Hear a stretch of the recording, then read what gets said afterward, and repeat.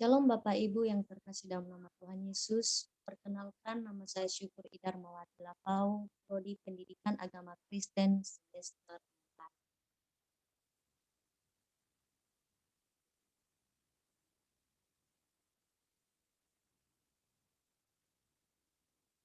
4. Pada kesempatan ini saya akan memaparkan materi dari makalah saya yang berjudul Kemanusiaan Kristus, yaitu kelahiran Yesus menurut Injil Matius.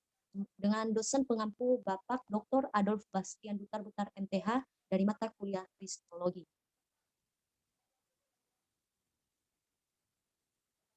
Langsung saja latar belakang, kemanusiaan Kristus jarang dipersoalkan, walaupun memang ada ajaran-ajaran sesat, misalnya gnostisme yang menyangkal realitas tubuh Kristus, dan ajaran eutychis yang menjadikan tubuh Kristus itu adalah tubuh yang ilahi. Akan tetapi, bagian terbesar dari gereja mula-mula menerima ajaran bahwa Kristus adalah manusia dan Allah yang sejati. Penyimpangan dari doktrin Alkitab lebih banyak terjadi karena menolak sifat ilahi Kristus dan bukan menolak sifat kemanusiaannya. Karena Kristus harus menjadi manusia, sesungguhnya jika ia hendak menebus manusia dari dosa, maka soal kemanusiaan Kristus bukan hanya merupakan soal yang akademis, tapi soal yang sangat praktis. Apa saja yang menjadi bukti bahwa Yesus adalah Allah dan manusia yang sejati? Jawabannya adalah ada banyak hal yang membuktikan bahwa Yesus adalah Allah yang sejati dan manusia yang sejati. Nah, salah satu pembuktian pada pembahasan ini ialah tentang kelahiran Yesus Kristus sendiri, di mana Yesus Kristus lahir sama seperti manusia lainnya. Nah, kita masuk pada pembahasan siapakah Yesus itu. Injil Matius menekankan bahwa Yesus merupakan pemenuhan kehendak Allah sebagaimana dinyatakan dalam Perjanjian Lama.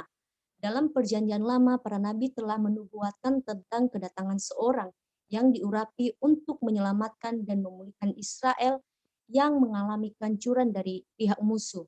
Kita dapat lihat di dalam Yesaya pasal 7 ayat yang ke-14 dikatakan bahwa sebab itu Tuhan sendirilah yang akan memberikan kepadamu suatu pertanda, sesungguhnya seorang perempuan muda mengandung dan akan melahirkan seorang anak laki-laki, dan ia menamakan dia Immanuel. Dan di dalam Mikha pasal 5 ayat 1, tetapi engkau hai Bethlehem, Efrata yang terkecil di antara kaum-kaum Yehuda, daripadamu akan bangkit bagiku seorang yang akan memerintah Israel, yang permulaannya sudah sejak purbakala, sejak dahulu kala. Nah, kita juga perlu ketahui teman-teman bahwa Mesias yang kita bahas ini adalah Mesias yang dijanjikan atau yang berasal dari Abraham. Kita dapat lihat di dalam Kejadian pasal 12 ayat 3 dan Kejadian 49 ayat 10. Nah, selain dari keturunan Abraham, dia juga disebut sebagai tunas Isai dan Daud. Kita dapat lihat di dalam Yesaya pasal 11 ayat 1. Karena itu, berdasarkan pemahamannya sebagai orang Yahudi tentang Mesias, maka Matius sebagai penulis Injil ini menulis syarat pertama dari Injilnya dengan menyatakan bahwa Yesus Kristus adalah anak Abraham dan putra Daud. Kita dapat baca di dalam Matius pasal 1 ayat 1. Seperti ditunjukkan dalam Matius pasal 1 ayat 16 bahwa Yesus adalah nama pribadi, pemeran utama dalam Injil Matius. Meskipun Yusuf adalah orang yang memberikan nama Yesus. Kita dapat lihat di dalam Matius pasal 1 ayat 25, namun ia melakukan atas perintah Tuhan di ayat yang ke-20. Nah, karena itu akhirnya Allah sendirilah sumber nama Yesus. Mengenai artinya, Yesus berarti Allah adalah keselamatan. Kita dapat lihat di dalam ayat yang ke-21. Dan malaikat yang menyinggung arti ini ketika ia memberitahu Yusuf bahwa Yesus akan menyelamatkan umatnya dari dosa-dosa mereka. Nah, untuk mengetahui lebih jauh mengenai pribadi Yesus Kristus, kita perlu tahu apa yang Alkitab katakan mengenai diri Yesus Kristus. Belajar dari ilmu teologi Perjanjian Baru bahwa ada beberapa esensi yang tidak terpisahkan dari Yesus sendiri yang menjelaskan siapakah Yesus itu. Dalam Injil Matius ini, Matius memaparkan tentang Kristus dalam konteks Yahudi yang belum percaya bahwa Yesus adalah Mesias yang dijanjikan Allah dalam Perjanjian Lama. Akibatnya orang-orang sebangsanya juga percaya. Sedangkan kepada orang-orang yang sudah percaya, ia bermaksud untuk meneguhkan keyakinan mereka tentang Raja kekal yang mereka terima dan percayai melalui para nabi. Adapun hal-hal yang dipaparkan oleh Matius tentang pribadi Yesus adalah sebagai berikut. Nah, yang pertama adalah Yesus Kristus adalah Raja. Harapan ini sudah digenapi ketika orang Majus datang memberikan persembahan dan pujian kepada Sang Raja. Dapat kita baca di dalam Matius pasal 2 ayat 2, dikatakan bahwa dan bertanya-tanya, di manakah raja orang Yahudi yang baru dilahirkan itu? Kami telah melihat bintangnya dari timur dan kami datang untuk menyembah dia. Dan ayat yang 11 dikatakan, maka masuklah mereka ke dalam rumah itu dan melihat anak itu bersama Maria ibunya, lalu sujud menyembah dia. Bagian yang kedua adalah Yesus Kristus adalah anak Daud. Kristus disebut sebagai anak Daud. Hal ini berkaitan dengan jabatan mesianik Kristus sebagai raja. Secara teologis, pernyataan bahwa Kristus adalah anak Daud dapat kita lihat di dalam Matius 22 ayat 42 merupakan penegasan terhadap kebenaran tentang Yesus Kristus adalah raja kekal yang dinubuatkan dalam PL. Raja ini tentunya berasal dari keturunan Yehuda dan Daud. Dapat kita lihat di dalam Kejadian 49 ayat 10, Yesaya 11 ayat 1 dan Wahyu 5 ayat 5. Dan yang ketiga adalah Yesus Kristus adalah hamba Tuhan. Selain dari anak Allah, Yesus juga disebut sebagai hamba Tuhan. Dapat kita lihat Matius pasal 12 ayat 18. Pada umumnya istilah Yunani untuk hamba yang digunakan oleh Markus adalah doulos. Tetapi dalam Injil ini ayat tersebut dipakai oleh Matius dengan memakai kata Yunani pais, artinya hamba yang bekerja sebagai anak. Melalui konteks ini, Matius hendak menyampaikan gagasan ganda terhadap Kristus, yaitu sebagai anak dan hamba Allah, hamba Tuhan yang melaksanakan misi Allah di bumi. Kita dapat lihat di dalam Yesaya pasal 4 ayat yang ke-42, ayatnya yang ke-1.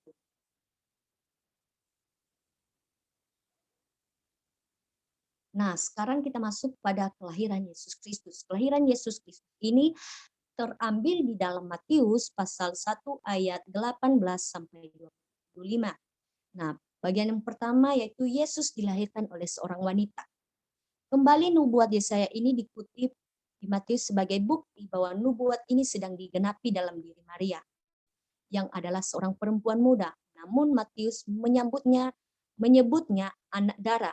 Sesungguhnya anak dara itu akan mengandung dan melahirkan seorang anak laki-laki dan menamakan dia Immanuel, yang berarti Allah menyertai kita. Nah, perempuan muda dalam bahasa Ibrani adalah Alma. Dalam Septuaginta, yaitu Alkitab Perjanjian Lama yang diterjemahkan dalam bahasa Yunani menjadi Parthenos. Kata yang sama pula dituliskan dalam Matius pasal 1 ayat 23 untuk menyebut anak dara.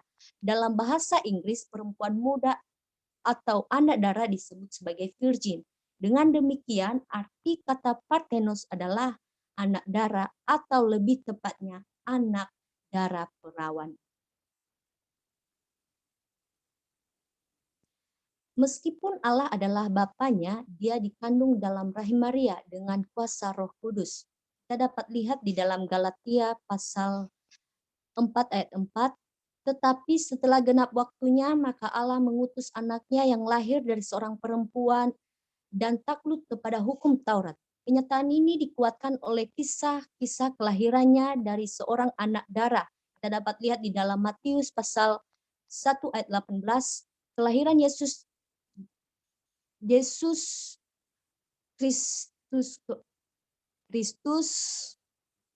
dari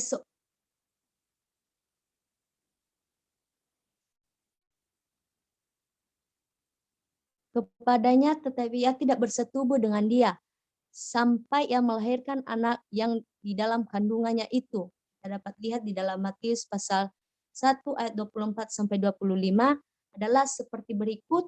Pada waktu Maria ibunya bertunangan dengan Yusuf, ternyata ia mengandung dari Roh Kudus sebelum mereka hidup sebagai suami istri. Jadi pada saat Yesus dalam kandungan, Maria dan Yusuf masih dalam hubungan pertunangan. Namun setelah malaikat Tuhan berbicara kepada Yusuf untuk mengambil Maria sebagai istrinya, diperbuatnyalah itu sesuai yang diperintahkan malaikat Tuhan kepadanya. Tetapi ia tidak bersetubuh dengan dia sampai ia melahirkan anak yang di dalam kandungannya itu. Kita dapat lihat di dalam Matius 1 ayat 24 sampai 25.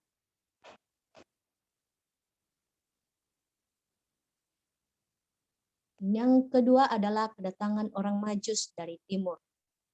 Menyusul kelahiran Yesus di Bethlehem, maka orang-orang Majus dari timur telah tiba di Yerusalem dan menyelidikinya. Matius pasal 2 ayat 11. Maka masuklah mereka dalam rumah itu dan melihat anak itu bersama Maria ibunya, lalu sujud menyembah dia. Dan mereka bertanya, di manakah dia raja orang Yahudi? Dan setelah mereka menemukannya, maka masuklah mereka dan sujud menyembah dia. Nah, kita juga dapat melihat bahwa ketika mereka masuk ke dalam rumah itu, maka mereka membuka tempat harta bendanya dan mempersembahkan persembahannya kepadanya, yaitu emas, kemenyan, dan mur. Kita dapat lihat di dalam Matius pasal 1 ayat 11.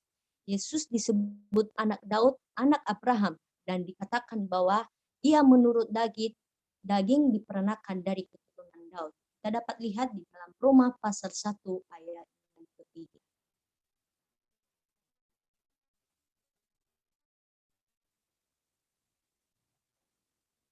Kemudian Raja Herodes pada saat mendengar kabar tentang kelahiran Yesus, maka merasa bahwa kelahiran Yesus merupakan sebuah ancaman baginya. Karena di mata Herodes, kelahiran Yesus ini adalah ancaman yang akan menduduki takhta Israel. Itulah sebabnya Herodes bermaksud untuk membunuh Yesus. Dapat kita lihat di dalam Matius 2 ayat 8 dan ayat 9 dan ayat yang ke-13. Namun Allah sendiri menggagalkan rencana Herodes sehingga ia menuntun orang-orang Majus dari timur lewat mimpi untuk tidak kembali kepada Herodes. Dapat kita lihat di dalam Matius pasal 2 ayat 12. Dan menyuruh malaikat kepada Yusuf supaya memerintahkannya lagi lewat mimpi lari ke Mesir dan tinggal di sana sampai Herodes mati. Dapat kita lihat di dalam Matius pasal 2 ayat 22 sampai 23. Nah, tujuan kelahiran Yesus dalam kitab ini adalah yang pertama, seperti yang diajarkan Matius pasal 1 ayat 21 kepada kita, bahwa Yesus datang ke dunia untuk menyelamatkan umatnya dari dosa-dosa mereka. Sedangkan yang kedua adalah untuk menggenapi firman Tuhan oleh para nabi. Kita dapat lihat di dalam Matius pasal 1 ayat yang ke-22. Itulah terjadi supaya genaplah firman Tuhan oleh para nabi. Jadi sebagai kesimpulan pada pembahasan ini adalah berdasarkan penjelasan dari materi di atas, maka penulis menyimpulkan bahwa kelahiran Yesus merupakan penggenapan dari nubuatan para nabi dalam kitab Perjanjian Lama yang terdapat dalam Yesaya pasal 7 ayat 14 dan beberapa kitab Perjanjian Lama lainnya dengan tujuan untuk menyelamatkan umat dari dosa-dosa mereka dari gelap dibawa kepada terang. Dan dengan ini juga membuktikan bahwa Yesus adalah selain dari Allah yang sejati, ia juga merupakan manusia yang sejati. Meskipun ia telah menjadi manusia, namun kealahannya tetap ada dalam pribadinya yang dapat kita lihat dimulai dari sejak awal kelahirannya, maka orang-orang Majus dari timur sujud menyembah dan memberi persembahan kepadanya ialah emas, kemenyan, dan mur. Dapat kita lihat di dalam Matius pasal 2 ayat 11, sehingga oleh sebab yang ia layak menerima pujian, ia adalah Allah. Oleh sebab itu orang-orang Majus itu datang sujud menyembah dia. Demikian saja hasil presentasi saya. Sekian dan terima kasih ucapan terima Shalom.